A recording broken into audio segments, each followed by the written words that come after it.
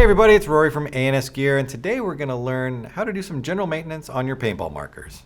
We've got a Project Salvo that we're looking at today, and internally this is going to be the same as a Cronus or an Alpha Elite, but there's some more stuff on it that we need to take off. But when we get inside, we'll see that it's very similar to those two guns.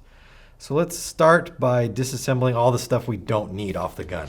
So obviously we don't need the barrel, that's not really a maintenance point of the gun. You need to keep them clean, but we don't really need to do anything to them besides wipe them down and clean them.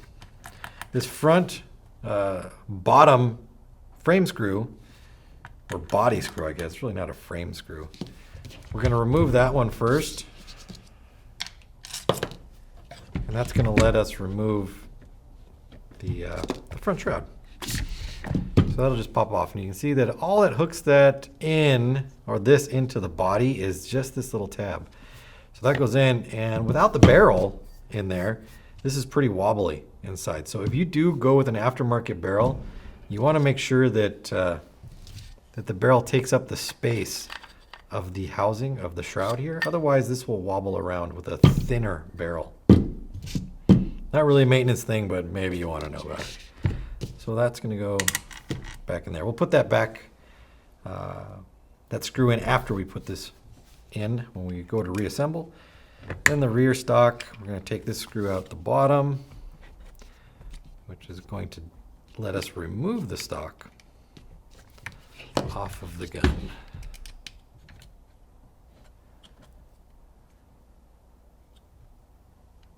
You can see a little better like that.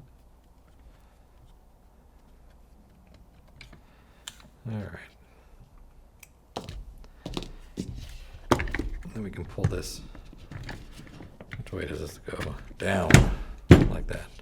So it actually slides right off of there. So you can use this without a stock. You don't really need to have one off there. We're going to remove the cocking handle nub or cover right there so that this can slide through the body. We need to remove the rear sight. And that screw does need to come out so that it can slide off, because that screw goes between these little notches right here. So it is important that you get that all the way out. Otherwise it won't slide off. And that's it. So we can take it apart from here. You can remove the magazine if you want. It's good to do it beforehand. If you don't, not a big deal. It's just one more step you'll have to deal with when you're trying to separate things apart. You'll then be trying to pull that out of there too. So that can cause just problems. Not necessarily issues. Those are probably the same thing though, so just take it out. All right, so we're gonna remove these screws. We're gonna loosen these up. That one's already done. This one that is right here, you can see there's a hole right there going in. That's your velocity adjustment. You do not need to touch that one. Leave it alone. You would only need to touch that if you were trying to control velocity, not disassemble your gun. Although I guess for some reason, if you had it way out, so you're increasing velocity super high for some reason, higher than you would really ever need to play paintball, and that was sticking out, you'd have a hard time getting this top cover off, so push it back in, or thread it back in, I should say. All right, so we've got all of our screws, our body screws loose. So we're going to go ahead and start to pry this apart. And you can start by just taking a flathead screwdriver, inserting it in between the body, somewhere where there's a big enough gap to get it in, and then kind of just twisting it. But twist it ever so gently. You don't want to just pop the whole thing open, because things are going to start flying everywhere. We see on the back here, this back body plug, which attaches the stock slides up inside of here. This needs to stay down, and you'll see if I push it right now, see how it drops down right there? If I just try to lift this thing up, you can see that it's coming up off the bottom right here. So we want to make sure that this stays down in this lower section down here so that none of the springs or anything pop out. So we'll make sure that stays down. And then we're just going to walk it up, kind of just taking all sides, moving them easily, so we can get to a point where we can just lift it off of there. And in the last step, obviously make sure that stays down when we lift this off the top. Okay, now we're gonna look for anything that got stuck or fell out. So our screws are all there, our safety is still there. I'm gonna pull the safety out. I'm gonna put it back where it went. But as this is sitting right here, there's a couple things I need to be very careful with. This spring right here, this is our trigger spring. It has almost popped all the way out. It's very hard to see, maybe from where you guys are. Maybe if I turn it around this way. You can see it right here. This front part right here should sit down inside this housing. It should be recessed down in there like that. You can see that it had jumped up and it almost popped off of this little lip right here. You lose this thing, your gun doesn't work. So be very careful when taking that apart. Secondly, 2 of my pins have come out. And that's normal when you separate these halves, because these pins, they go into this half, but they also stick into this other half over here as well. So we're going to put them back in place where they need to be. We've got 1, 2, 3, 4, 5. I got the other 2 in my hands. This black pin right here is what holds the sear in place. So I'm going to remove my sear spring just for now, and my sear itself. I'm going to put my sear pin back in, and then this roll pin, dowel pin, whatever you, actually it's a dowel pin, not a roll pin. This pin right here, it limits the travel of the sear. So the sear is going to sit there, and it can travel up and down in between these 2 pins and back and forth on this pin right here. So those are very important pins to have in the gun. Without them, it will not work properly. And then your sear spring is going to fit right inside of there. So that's how your gun should look when we go to put it back together, just like that. But we're going to pull it all out because we're going to talk about maintenance. Maintenance on this gun really is going to be very simple from this standpoint right here. We're going to wipe it down, we're going to clean it, we're going to put some oil on a couple spots, and we are going to just look to make sure things are okay. So let's get started with removing the trigger out, making sure our springs don't come out, and getting our sear out, and then we'll move on from there. So we're going to start here by getting the trigger out. Now it's very careful, very important, like we talked about earlier, to make sure the spring doesn't go anywhere. So as I'm removing the spring out, I'm going to cover it with my finger. And you can see this thing's pretty jumpy from this point right here. Even just barely touching it is making this spring want to jump out because it is under pressure right now. It's being compressed, so it doesn't want to stay there. So what I'm going to do is put my finger over it and kind of from the side, I'm just going to pull it out of its housing. By keeping my finger over the top of it, if it does come loose quickly, it'll keep it from just shooting off and getting lost. So we'll do the same thing for the black one. This is our sear spring.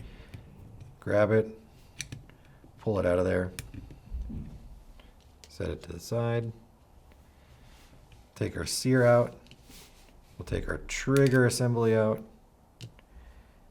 And we can leave the pins in there for now. If it gets to the point where we start manipulating this around and the pins fall out, not a big deal. You can see 1, 2, 3, 4 silver, 1 black. You just put them back in there. These are not specific to any particular hole here. The only one, the black one, you want to make sure it stays over the sear or where the sear goes. All right, so let's take out the back first, right there. And in this section back here, really the only maintenance you're gonna do is just keep this section clean back here. Clean the spring off if it's got dirt or sand or whatever. This O-ring, you just wipe it down. This is not a sealing O-ring. It does not seal air. It does not control airflow. All it does is protect the back of the gun. So this plug right here, when the hammer comes back, when it recocks, we don't want it to slam into this piece back here and potentially break it. So this acts as just a cushion, like a bumper, and it sits back there. So if you see this thing flopping around up here, it's okay. If you look through the side of your body and you see an O-ring just flopped over inside of there, it's okay. Don't worry about it. It's meant to be there. It's not a problem. So let's lift this up. We're going to take that plug out. We're going to take our spring and our pin out. The pin is very important. When it is inside the spring, it keeps the spring from being able to wiggle and bend. Therefore, it's always pushing in the proper direction, so not crimping or bending. From here, we're going to take out our caulking handle. You can see it does have a hole in it right there. Our spring and pin need to go through the hole. And that hole, once we drop it in there, the spring's going to come in from the back. So that needs to line up. There's one other piece that needs to line up in there as well. Let's get that out. So let's turn this up. You can see I'm moving the linkage arm up, so I can just remove that. Once that's removed, I can take the bolt out. Now the bolt just has an O-ring at the front of it. Typically this O-ring will never go bad. I believe it's a size 15. Looks to be about a 15. It just needs a little bit of cleaning and a little bit of oil. Not a lot, just a little bit. And like I said, I rarely ever see those go bad. Even if this had no O-ring on the front of it, your gun would still work just fine. Detent right there. We always want to check the detent when we're doing maintenance to make sure that this arm right here, it still has its springiness to it. When it's sitting inside the gun and gets pushed down, it should pop right back up. Over time, the bolt will actually rest on it like this, and it will force it down. And if you store your gun for months and months and don't use it, the bolt will just hold this piece down and it'll eventually not pop back up. It'll just lay flat and it won't do the job of only limiting one ball in the gun at a time. So check that. Just make sure that it does its job, and also make sure that you install it properly back in. If you put it in backwards like this, which I see all the time, when the bolt comes forward, it will bend this piece back and it will break it right off. So it needs to be facing the proper direction, like that, so that when the bolt rides over it, it just pushes it down. So that comes out of there. Let's get the hammer out. So we're going to pull the hammer out. Now inside the hammer there is a spacer, because you can see how big that hole is on the back. If you tried to put the spring in there, it would just be flopping around and it would not push and do what it's supposed to. So the spacer goes in, the spring goes in the spacer, handle goes through the spacer, so all the holes line up in there, and the spring goes through and kind of almost locks it all in place. Now the hammer itself, we want to keep it clean, keep this O-ring oiled.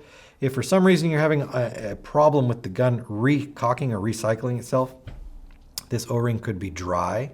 It could be covered in dirt or sand or goo, or just the housing where the hammer is trying to slide back and forth could be dirty and it's slowing the hammer down. So when the hammer comes forward under spring pressure, it strikes the valve on the inside. The valve opens up and lets air come out the front to push the ball, but also pushes air backwards against the hammer to send it backwards and re-caulk itself.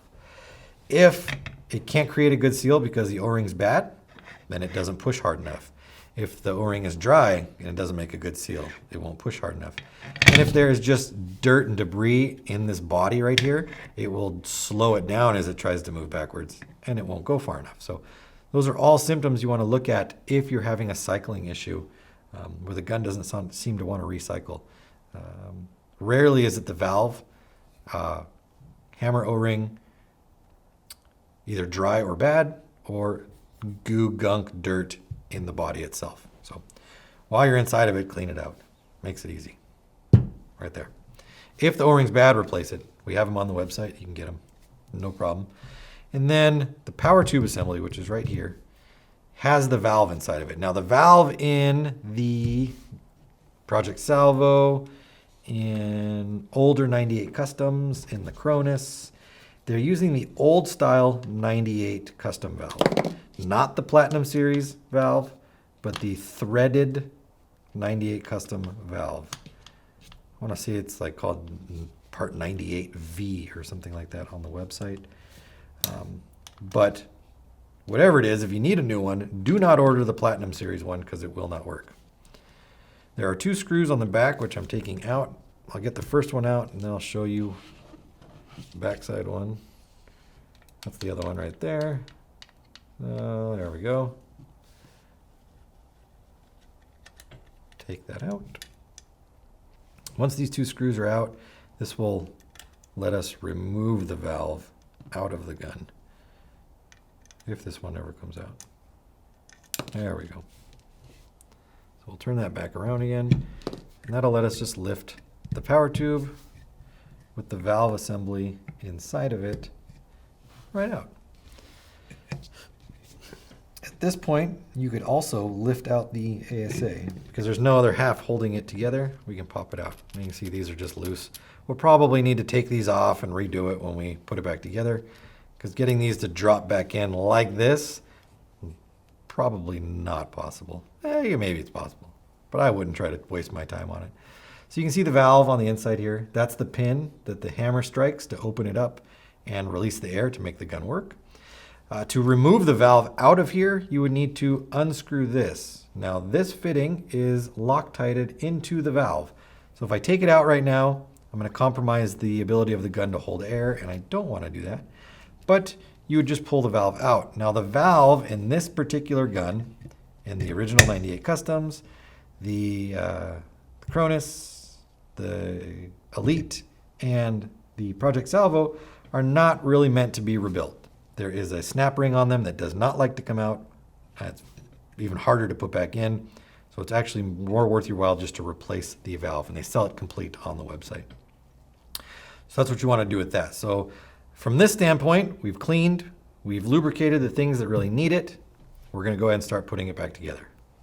So we're just going to work in the opposite direction that we did earlier. So we're going to put the valve back in, and we are going to put the 2 screws in to tighten it up.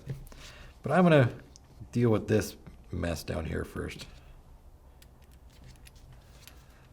I'm going to, if I can, which I might not be able to because there is a little bit of a, I don't want to call it a thread locker, but something to help keep these things from backing themselves out.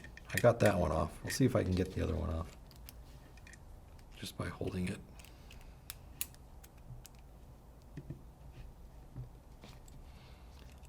One's going to be a little tougher. I can feel it. Not going to happen. So we're going to try, we're going to push this one out. We're going to just push that back into place. With one, I guess it's a little easier. Trying to do both of them to squeeze them back in there doesn't usually work.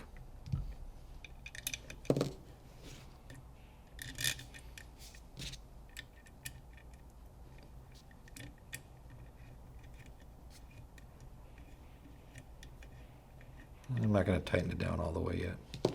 We'll do it afterwards. All right, so that's in. We're going to go back around to the other side. We're going to re-put our valve screws in.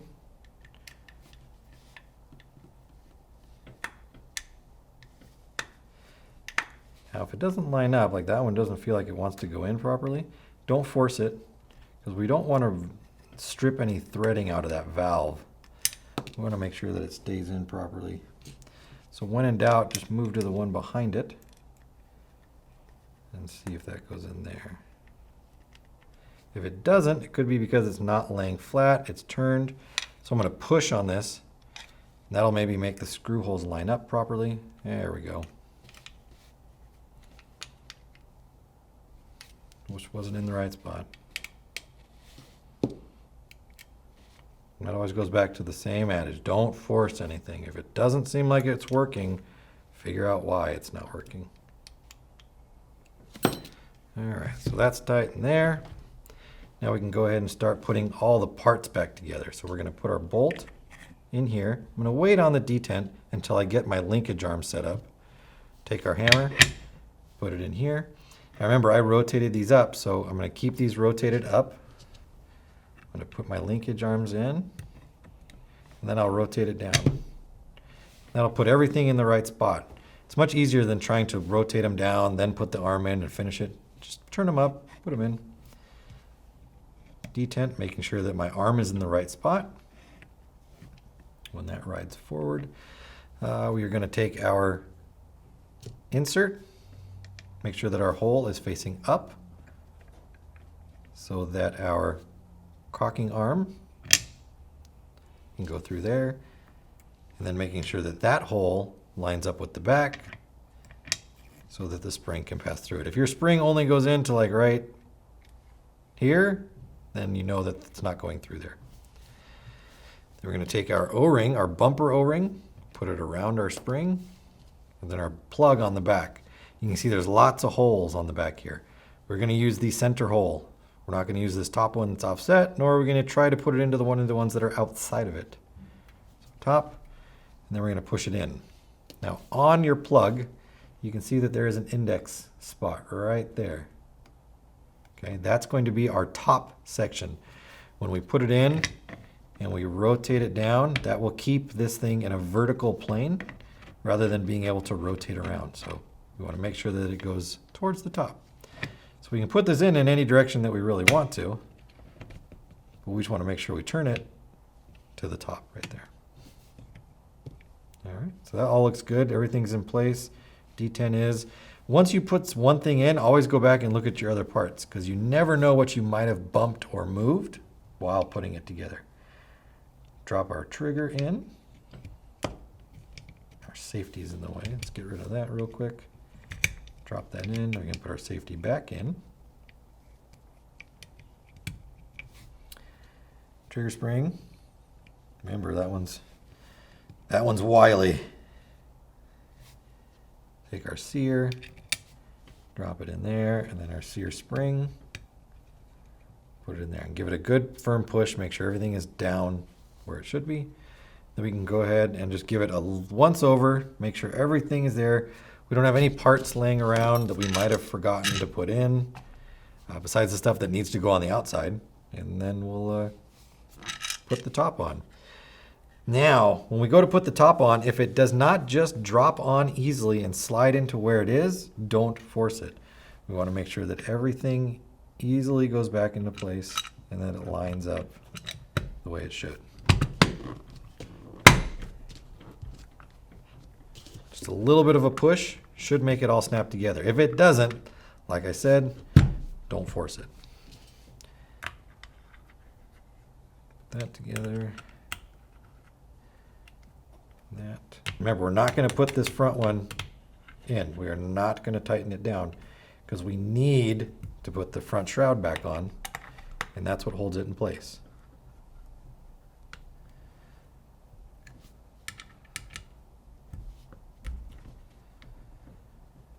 All right, so now we've got those pretty well tightened. We'll just go around and give them, it's a little snug.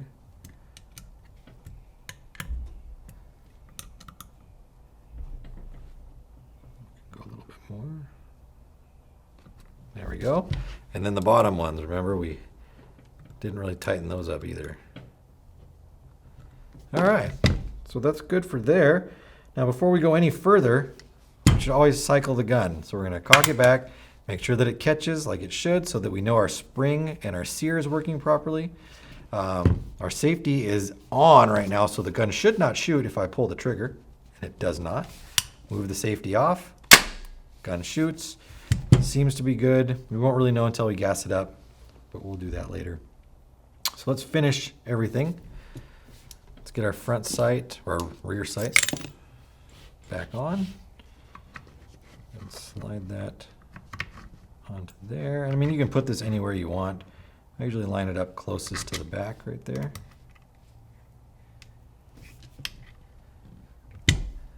Get our cover, our screw out of our bolt or our stock, slide that up and in.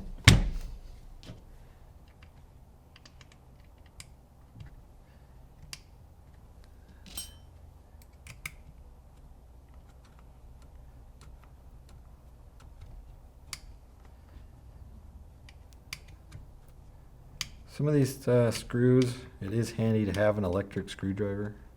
Some of them you just can't get a screwdriver into. Like there's no real room to get an electric screwdriver into there. All right, put that back up in there. We're gonna put that in here. Remember our screw we need to get out of there. So you can just push this back into place. Put this through the top, and then I'll show you what I was talking about with the wiggle. Gun's got the wiggles. Well, every once in a while, what will happen, what just happened to me right now, is your threading in a screw from the top, and it actually pushes the nut out of the other side, like it did here. See, the nut fell out right there. It didn't actually thread in. So as you're putting these screws in, kind of be wary of that happening and tricking you into thinking that you've threaded it in, but it never actually tightens up and never makes a good solid connection there. So like for this one, I'm gonna have to hold on to this screw on the back side right here with my finger and then thread it through on the other side so that it actually engages and then tightens up. All right, so that's tight in there now, but as you can see, that's wiggly right there. And it's just because it's held on in one spot. It's not meant to be a standalone piece. If you take the barrel and put that on, thread it in all the way, wiggles are all gone. It's because it's sized to fit this barrel properly. So like I said, if you do with an aftermarket barrel on this, you might have to create your own spacer so that your shroud fits properly. All right, so there we go. Our gun's back together. We're ready to go. Well guys, I hope this helps you out with any questions or concerns you have about your paintball gear or products. And as always, for all your paintball needs, shop ansgear.com.